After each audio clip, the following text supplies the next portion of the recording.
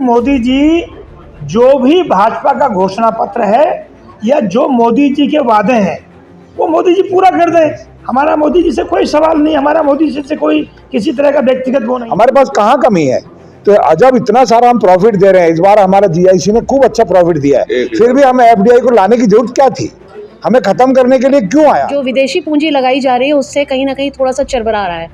हम ये चाहते हैं कि जो सार्वजनिक क्षेत्र की बीमा कंपनियां हैं ये आम जनता को जहाँ तक सेवाएं देती, सरकार के प्रति भी जिम्मेदारी पूरी तरह से निभाती हैं। तो सरकार को ये संज्ञान में लेना चाहिए कि जो सार्वजनिक कंपनियां हैं उनके ऊपर इस तरह का कुठाराघात ना। इंश्योरेंस पॉलिसी पर विश्वास जनता का उसी पे है जो सरकारी कंपनी से मिलती है, क्योंकि प्राइवेट कंपनी का कुछ भरोसा नहीं है। आज की डेट में है, कल नहीं है, लेकिन सरकारी कंपनियां इतने समय से काम कर रही हैं और पूर्ण सहयोग दे रही हैं क्योंकि हमारा जो क्लेम रिजेक्शन रेशियो है सबसे लोएस्ट है और इसको बार बार अखबारों में भी आता रहा है, IRDA की वेबसाइट पे भी अवेलेबल है। और एजेंट्स को भी इस बात का भरोसा होता है कि अगर वो क्लाइंट का प्रीमियम लेके आता है तो कल को जो क्लेम की सर्विसेज हैं वो उसको ढंग से दे पाए और उसमें रिजेक्शन कम से कम।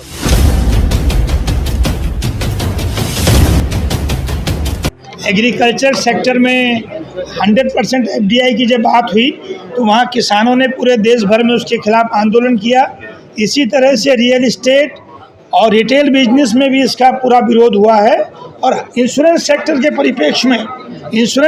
परिप्रेक्ष्य में साथियों हमें कहना चाहेंगे कि आज जो है 74% ऑलरेडी FDI लिमिट है और उसके बावजूद जो है मात्र 32% ही सरकार विदेशी निवेश करवा पाई है।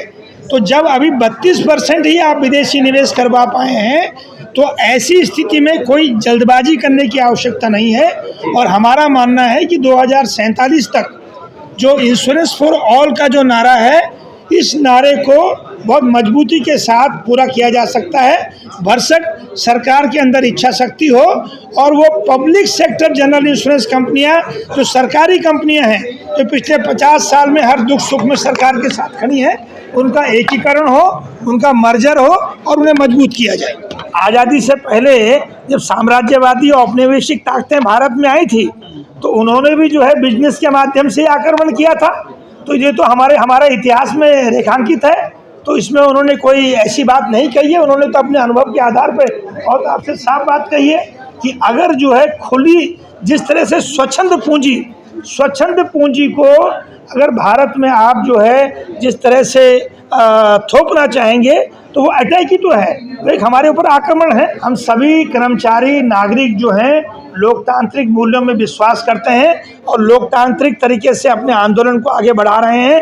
मैं सिर्फ आपको एक ही उदाहरण देना चाहूँगा कि अभी श्रीलंका में निजीकरण के सवाल पे एक छोटे से कस्बे में आंदोलन शुरू हुआ था और वो आंदोलन इतना बड़ा हुआ कि राष्ट्रपति महोदय को अपना घर छोड़ना पड़ा।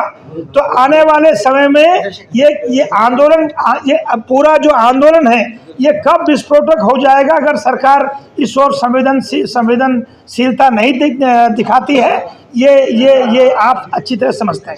FDI हमारे देश में जो बीमा है वो बहुत अच्छी तरह कवर कर रहा है।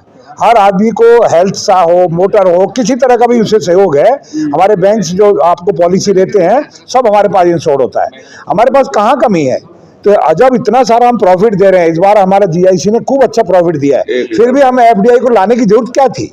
हमें खत्म करने के लिए क्यों आया? और हम तो विदेशियों को क्यों लाया जा रहा है? एक बात आपसे कहना चाहेंगे, साथी ने मोदी जी के बारे में बात की है तो मोदी जी के बारे में हम एक बात कहना चाहते हैं कि मोदी जी हमारे देश के सम्मानित प्रधानमंत्री हैं।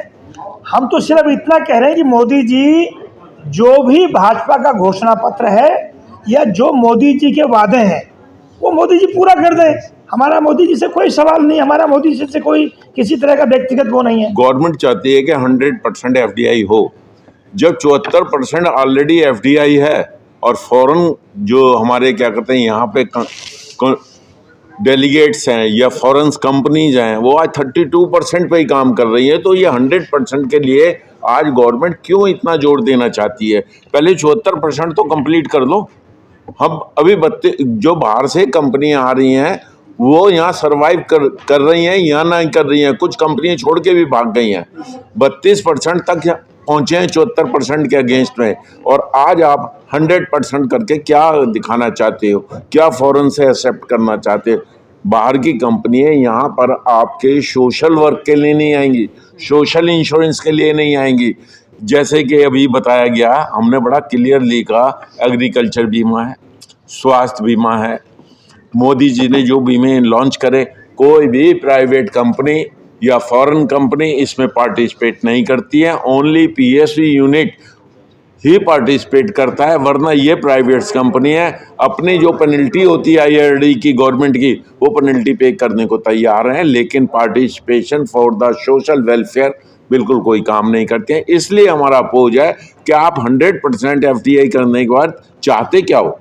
हम काम कर रहे हैं ना, प्रॉफिट दे रही है। हम सभी श्रमिक संगठनों की और श्रमिक आंदोलन के दबाव की वजह से पिछले 35 सालों से हमने इसको रोके रखा है, इसकी रफ्तार को हमने धीमे रखा है, और हम उम्मीद करते हैं कि आम जनमानस और आप सभी मित्रों के सहयोग से आगे भी संघर्ष करेंगे और इसको पीछे की ओर धकेलेंगे। एफडीआई का हम लोग विरोध करेंगे, और एफडीआई के विरोध के लिए हम अपने संगठन के जितने भी संगठन हैं सभी लोग इसमें शामिल होंगे और एक तरफ दिखा करके इसमें लड़ाई लड़ेंगे, उसको रोकेंगे।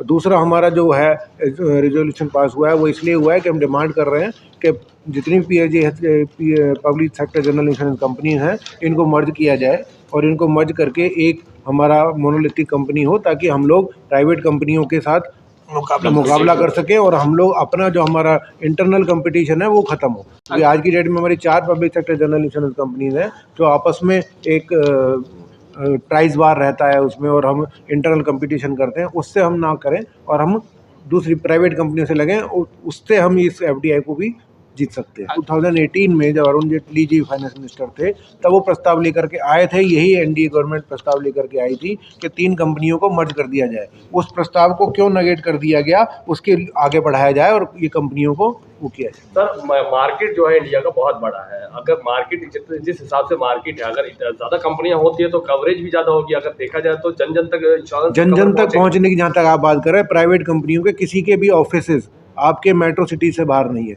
जन जन तक पहुंचने के लिए केवल public sector general insurance companies हैं जो जन जन तक पहुंचती हैं। ये केवल पूंजीपतियों का बिजनेस करते हैं या आपके फाइनेंशियल सेक्टर का बिजनेस करते हैं। अभी कई प्रॉफिटेबल मित्र मैं आपके एक बात का जवाब देना चाहूँगा कि पिछले 3 साल के आंकड़े हैं कि टाइप 4, टाइप 5 और टाइप 6 सिटीज़ में प्राइवेट कंपनीज ने पिछले 30 सालों में मात्र 88 ऑफिस खोले हैं। उनके पिछले 5 सालों में मात्र 88 ऑफिस खोले हैं। और दुर्भाग्य इस बात का है कि पिछले 3 सालों में पब्लिक सेक्टर जनरल इंश्योरेंस में ये निजी कंपनियों द्वारा और डीएफएस के कुछ चुनिंदा अधिकारियों द्वारा दबाव बना के हमारे 2000 ऑफिस बंद कर दिए गए, जो कि बहुत बेहतर तरीके से काम कर रहे थे। तो प्राइवेट कंपनियां सिर्फ मुनाफाखोरी उनका जो है मुख्य लक्ष्य है, और जो ए क्लास बी क्लास सिटीज में ज़्यादा वो लोग स्थापित हैं। आपको का एक तरफ पे ये भी कहना है कि जो सर्विसेज प्राइवेट कंपनियां प्रोवाइड करती है वो सरकारी कहीं ना कहीं नहीं करता। इस बारे में एक मिनट कमेंट, इस बारे में मैं निवेदन करूंगा, आप सभी पत्रकार बंधु प्रबुद्ध लोग हो, भारत सरकार द्वारा IRDA की एक साइट है, आप IRDA की साइट में देखें कि क्लेम रेशियो, बीमा क्लेम निष्पादन उसमें सबसे बड़ा जो पॉइंट है आप उसमें देखेंगे तो आप उसमें देखेंगे कि जो ग्रीवेंसेज हैं, आप जो कस्टमर की बात कर रहे हैं, कस्टमर का ग्रीवेंसेज प्राइवेट के अगेंस्ट है। क्योंकि रिजेक्ट प्राइवेट कंपनी क्लेम करती हैं, public sector general insurance company निष्पादन में हमारा ज़्यादा है और हमारा सेटलमेंट रेशियो ज़्यादा है। हमारा सेटलमेंट रेशियो ज़्यादा है, ग्रीवेंसेज है। 40 करोड़ से ज़्यादा उपभोक्ता पॉलिसी होल्डर्स इनके साथ जुड़े हैं। सवाल इस बात का है कि ईमानदारी के साथ उनके साथ संवाद स्थापित हो और जो सच है ये उन तक पहुंचाया जाए। तो ये एक लक्ष्य हमारे सामने है, और आज के कन्वेंशन के बाद हमारे साथी पूरे देश भर में आम लोगों तक इस बात को पहुंचाएंगे, और हम उम्मीद करते हैं कि सरकार जो है इसके प्रति जिम्मेदारी से जो है हमारी तमाम जो मांगे हैं इसका संज्ञान लेगी। हम उम्मीद करते हैं कि सरकार संज्ञान लेगी, और अगर संज्ञान नहीं लेती है तो हमें जो है एक बड़े आंदोलन की ओर जाना पड़ेगा। और इंश्योरेंस पॉलिसी पर विश्वास जनता का उसी पे है जो सरकारी कंपनी से मिलती है, क्योंकि प्राइवेट कंपनी का कुछ भरोसा नहीं है। आज की डेट में है, कल नहीं है, लेकिन सरकारी कंपनियां इतने समय से काम कर रही हैं और पूर्ण सहयोग दे रही हैं क्योंकि हमारा जो क्लेम रिजेक्शन रेशियो है सबसे लोएस्ट है और इसको बार बार अखबारों में भी आता रहा है, IRDA की वेबसाइट पे भी अवेलेबल है और एजेंट्स को भी इस बात का भरोसा होता है कि अगर वो क्लाइंट का प्रीमियम लेके आता है तो कल को जो क्लेम की सर्विसेज हैं वो उसको ढंग से दे पाए और उसमें रिजेक्शन कम से कम। जो विदेशी पूंजी लगाई जा रही है उससे कहीं ना कहीं थोड़ा सा चरबरा रहा है। हम ये चाहते हैं कि जो सार्वजनिक क्षेत्र की बीमा कंपनियां हैं ये आम जनता को जहाँ तक सेवाएं देती सरकार के प्रति भी जिम्मेदारी पूरी तरह से निभाती हैं। तो सरकार को ये संज्ञान में लेना चाहिए कि जो सार्वजनिक कंपनियां हैं उनके ऊपर इस तरह का कुठाराघात ना करें।